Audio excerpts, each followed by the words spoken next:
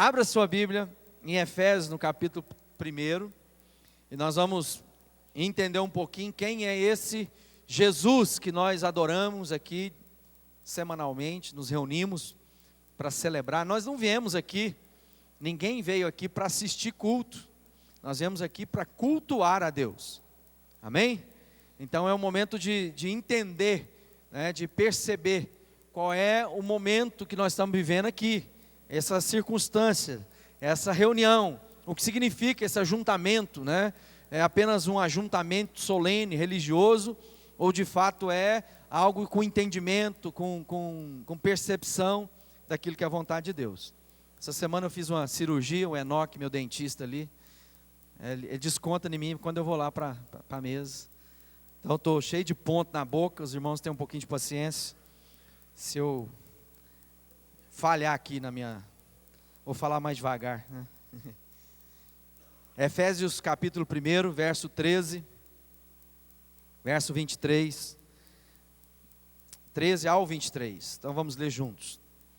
Nele, quando vocês ouviram e creram na palavra da verdade, o evangelho que os salvou, vocês foram selados com o Espírito Santo da promessa, que é a garantia da nossa herança, até a redenção daqueles que pertencem a Deus, para louvor da sua glória. Por essa razão, desde que ouvi falar da fé que vocês têm no Senhor Jesus e do amor que demonstram para com todos os santos, não deixo de dar graça por vocês, mencionando-os em minhas orações. Peço que o Deus do nosso Senhor Jesus Cristo, o glorioso Pai, lhes dê espírito de sabedoria e de revelação, no pleno conhecimento dele. Oro também para que os olhos do coração de vocês sejam iluminados, a fim de que vocês conheçam a esperança para a qual ele os chamou, as riquezas da glória, da gloriosa herança que ele nos santos, e a incomparável grandeza do seu poder para conosco, os que cremos, conforme a atuação da sua poderosa força.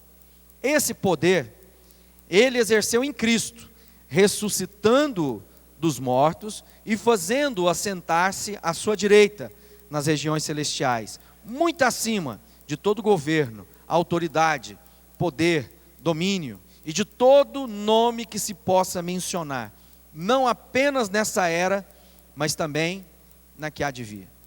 Deus colocou todas as coisas debaixo de seus pés e o designou como cabeça de todas as coisas para a igreja, que é o seu corpo, a plenitude daquele que enche todas as coisas, em toda e qualquer circunstância.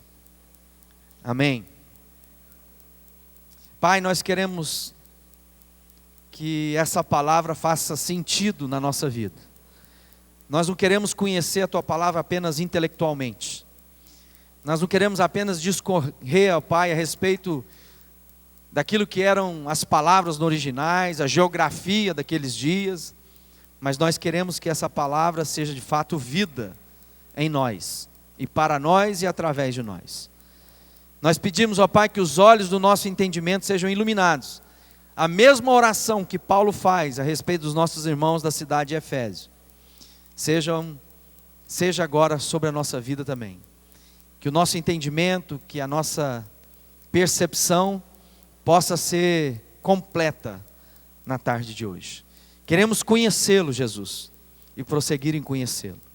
Nós não queremos sair daqui da mesma maneira que entramos. Nós queremos que essa palavra seja descortinada à nossa mente e ao nosso coração, para que pelos olhos da fé possamos completar e contemplar toda dimensão do seu amor e da sua bondade para a nossa vida.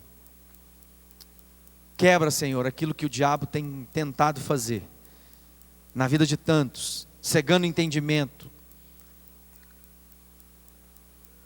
Quebra aquilo que tem sido altivez, arrogância da nossa forma de pensar, do nosso raciocínio humano, e coloque em nós, ó Pai, a humildade suficiente para ouvir a sua palavra e nos render a ela. Por isso, abra o nosso coração e a nossa mente, no nome de Jesus Cristo. Amém. Amém. Amém? Muito bom quando a gente abre a palavra de Deus, não é? Eu não sei se você tem essa paixão pelas Escrituras Sagradas. Quando a gente começa a ler as Escrituras Sagradas, assim, querendo conhecer, e quando a gente começa a perceber a integridade dessas Escrituras, ou seja, toda a convergência, de toda a harmonia da palavra de Deus, nas suas mais variadas expressões, né? Quando a palavra de Deus vem até nós, escrita por homens de momentos históricos diferentes, de culturas distintas, de níveis sociais, intelectuais distintos, e ela converge em Cristo de uma maneira maravilhosa, que através dos séculos, né, tem perdurado e tem se estabelecido como vida para as nossas vidas. A mensagem de hoje tem a ver com Cristo Rei. Esse Jesus que acima de tudo é Rei, reina absoluto, cabeça absoluta sobre todas as coisas. Quando a gente olha na porção da palavra de Deus que está lá em Timóteo, na primeira carta, não precisa abrir não, você só anota, 1 Timóteo, capítulo 6, verso 15, diz assim: Ele é o bendito e único soberano, Rei dos reis, Senhor dos senhores. Vamos falar isso bem alto? Fala assim: Ele é o bendito e único soberano, o Rei dos reis, o Senhor dos senhores. Vamos mais uma vez, mais forte. Ele é o bendito e único soberano, o Rei dos reis e o Senhor dos senhores. Esse é o Jesus que nós servimos e que queremos conhecer a cada dia mais. Quando nós estamos celebrando o nascimento dele, que traz essa boa notícia para todos nós, essa é a notícia. Quando Paulo está escrevendo, e aí nos primeiros versículos ele diz, né, nele, quando vocês ouviram e creram na palavra da verdade, o evangelho que os salvou, vocês foram selados com o Espírito Santo da promessa, que é a garantia da nossa herança, até a redenção daqueles que pertencem a Deus, para o louvor da sua glória. Aí ele diz, por essa razão, qual razão? A razão do conhecimento do amor de Deus, a razão da presença do Espírito Santo que sela, que testifica, que diz, olha, tu és o meu filho amado em quem tenho todo prazer. A palavra de Deus diz que o testemunho da filiação, de quem somos, da nossa identidade, não é um testemunho externo, não é um testemunho da nossa religião, não é apenas a nossa prática devotada à religião, aos dogmas, às práticas religiosas. Diz a palavra de Deus que esse Espírito que nos selou, ele testemunha aonde, amado? No nosso espírito. Há um testemunho de Deus diretamente a nós, naquilo que somos verdadeiramente. Muitas pessoas pensam que nós somos um bonequinho de carne, que tem emoções e sentimentos, e que talvez tenha um espírito. Não, a Bíblia diz que nós somos seres espirituais. Nós somos um espírito, que temos uma alma, nós temos lá um psique, e estamos habitando por um momento nesse corpo de carne que vai apodrecer um dia e que vai ser consumido pela terra. A Bíblia diz que aquilo que é da terra, para a terra vai voltar, e aquilo que é de Deus, né, do Espírito, que é Deus é Espírito e dele saímos, voltará para Deus. Então, amado, é lá nesse ser, nessa identidade mais profunda, que Deus testifica que somos filhos de Deus. Ele diz assim, o Espírito de Deus testifica no nosso espírito que somos filhos. E é isso que vai trazer paz, sossego ao nosso coração. É isso que vai produzir descanso na toda essa fadiga de vida, essa correria louca que as pessoas estão envolvidas, que nós estamos envolvidos. Quantas vezes somos afligidos por dores, angústias, temores, tantas coisas. O apóstolo Paulo diz que são lutas externas, perseguições externas, e ao mesmo tempo são desafios internos da nossa vida. Há um constrangimento constante, mas quando nós entendemos que esse Espírito testifica no nosso espírito, que somos filhos, isso vai produzir sossego na nossa história.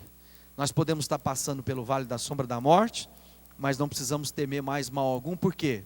Porque entendemos que o Senhor é o nosso pastor e nada nos faltará. Por que eu sei que o Senhor é meu pastor? Porque o Espírito de Deus testificou dentro de mim, no meu espírito, que eu sou dele, que eu pertenço a ele. É isso que o apóstolo Paulo está escrevendo. Ele diz, lá em Hebreus, no capítulo 10, verso 15 ao 17, diz assim: o Espírito Santo também nos testifica a este: esta é a aliança que farei com eles, depois daqueles dias, diz o Senhor. Porei as minhas leis em seus corações, e as escreverei em suas mentes. E acrescenta: dos seus pecados e iniquidades não me lembrarei mais. Olha só que coisa linda que o Paulo está escrevendo, e depois o escritor de Hebreus testifica uma vez mais. Ele está dizendo: olha, sabe esse Espírito Santo da promessa, que testifica que vocês são filhos? Pois é, esse Espírito está dizendo que Ele mesmo vai escrever no seu coração e na sua mente aquilo que são os desígnios do Pai para a sua vida. Por isso que a palavra de Deus nos diz que não vai ser necessário que ninguém nos ensine mais a respeito de coisa alguma. O próprio Deus se incumbiu de escrever num testemunho dentro de nós. E agora eu não preciso mais das coisas externas para me conduzir à presença do Pai. Agora o Espírito de Deus que habita em mim me conduzirá para o lugar que Deus tem reservado para mim. Por isso se faz necessário o que, amado? Nos aquietar na presença de Deus. Quantas vezes a gente está tentando resolver as situações e circunstâncias da nossa vida na força do nosso braço? Quantas vezes nós olhamos para a circunstância e imaginamos: o que eu vou fazer para trazer solução para isso? E a última coisa que paramos para ouvir é o Espírito Santo da verdade. Nós às vezes não deixamos nem que o Espírito na nossa oração fale ao nosso coração. Há tanta verborreia, falamos tanto a respeito de tudo, de todas as coisas para Deus, que não nos deixamos ouvir do que Deus já está dizendo ao meu coração e à minha mente. Você tem se aquietado na presença de Deus? O Paulo está dizendo: olha, se aquieta. O Deus que o chamou é o Deus que vai testemunhar em você que você é filho, e é o Deus que vai escrever nas tábuas do seu coração. E ele fazia uma referência em Hebreus a respeito daquela antiga aliança. Como é que era a antiga aliança? Deus escrevera nas tábuas de pedra e apresentou para o homem: olha, você vai cumprir essas regrinhas. O que aconteceu? Aquelas regrinhas mostrou para o homem que o homem não é capaz de viver sem Deus. Porque o homem sem Deus não é capaz de cumprir, mesmo com o seu esforço, com a sua dedicação, 10 regulamentos que Deus colocou. Mas agora, nesse novo momento em que Jesus vem até nós, nos resgata, faz de nós o seu povo, muda a nossa natureza, a nossa condição, Deus está dizendo: não se preocupe, porque eu mesmo vou escrever no seu coração os desígnios que eu tenho para você. Sabe o que muitas vezes está faltando, amado? Você ir lá para o seu quarto, fechar a porta, desligar o celular, a televisão, e por um instante parar na presença de Deus e diz: eu quero ouvir o que o Espírito diz ao meu coração.